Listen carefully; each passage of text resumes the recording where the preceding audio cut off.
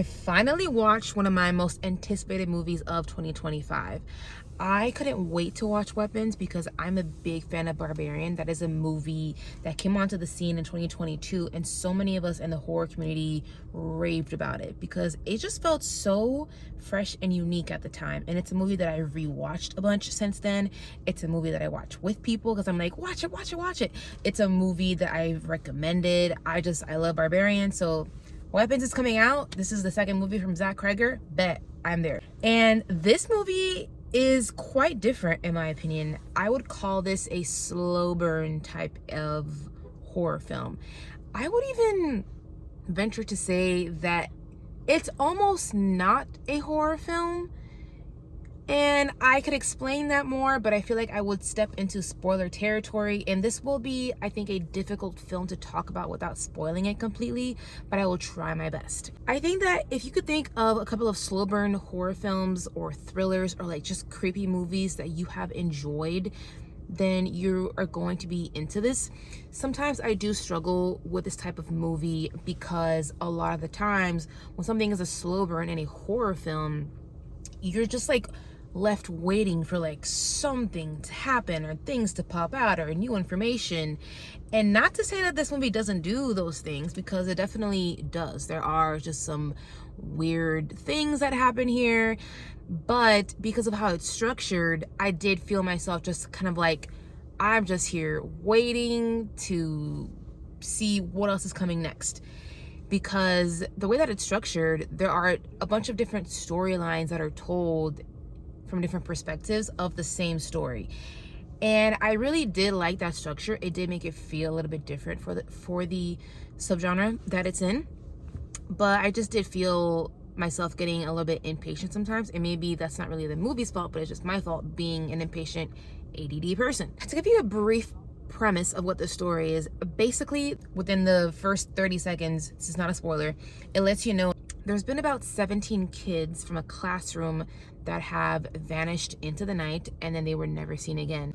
And they all come from this particular teacher's classroom, who is played by Julia Garner. So the whole town is obviously, understandably, looking at her super sus because she's this character who's had some trouble in the past. So people automatically think, well, yeah, she's the bad guy. You need to research like what she's done and, you know, really check her out. So we kind of have that character to kind of like eye her and be suspicious. But then there are several other characters in which we get to see their perspectives. Sometimes it's another adult's perspective, sometimes it's somebody who's an authority figure that we get to see their POV. And then eventually all of these separate storylines and perspectives do come to a place where it comes together and things are starting to kind of like reveal themselves. So I did appreciate that, because sometimes when a movie kind of tricks you with the timeline and it's tricking you with the different structure of the different POVs, you don't always know if things are actually going to be explained and it makes sense. And what I can say is I think most of the things in here make sense. I can see there are certain elements of this though that may leave people feeling like they don't have all the answers, like they feel frustrated, they feel like maybe it was kind of a waste of time. I don't feel those things because personally for me, I saw where this was going pretty early on. And I think maybe because this year I have just been watching so many more movies because I'm going out every week to see all the new releases. So I don't know, I think maybe that's part of the reason why this kind of let me down a little bit in that regard. And I cannot explain why without spoiling the movie. So if you go out and watch this, I would love to discuss it with you. You can discuss it with me now down in the comments. Just don't spoil. Put a spoiler tag, leave a space, and then we'll discuss it together. Or you could also message me on Instagram. But I saw certain things coming. And this is a horror film, okay?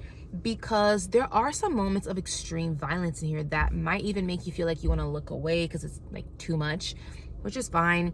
But then the movie also sprinkles in certain jump scares. I know everybody has different feelings on jump scares, but I think in this movie, they make them so obvious that they're going to come that like I didn't I didn't jump and get scared, except maybe for one moment that happens in the dark, which I will mention. I do like how Zach Cregger kind of plays with the shadows and like, because sometimes you feel like you see a certain shape in the dark. You don't know if like your mind or your eyes are playing tricks on you, or if that's how the character in the moment is feeling. I thought that was pretty well done. This movie is also surprisingly funny, which I always appreciate, especially if you're watching something that's kind of like keeping you on edge kind of. It's really nice to have that comedic relief. I also took note of the fact that there is very little to no score being used in this, which I always think that when directors do this, it kind of actually makes things feel even more tense, or they make you feel like you have to actually like pay extra hard attention, because sometimes some movies will lean on the music too much and it kind of like is telling the audience how to feel in the moment.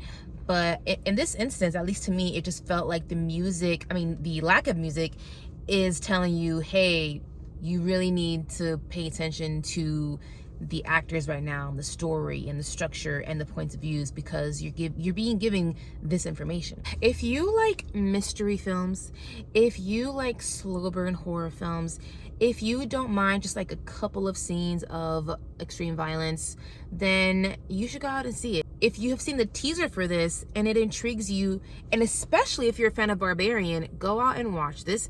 I'm really curious to know what fans are going to think about this one, because I do think it is quite different from the first movie that he did. My favorite thing about doing reviews is getting to discuss it with all the other movie nerds out there, so please, you guys, leave me your comments below. Remember, don't spoil anything, don't be an asshole, do a clear spoiler warning, and then we can discuss it together and with other people. And thank you guys so much for checking out my review. Hit subscribe if you're enjoying my content. Hit the like button, that really helps me out, and I'll catch you guys next time.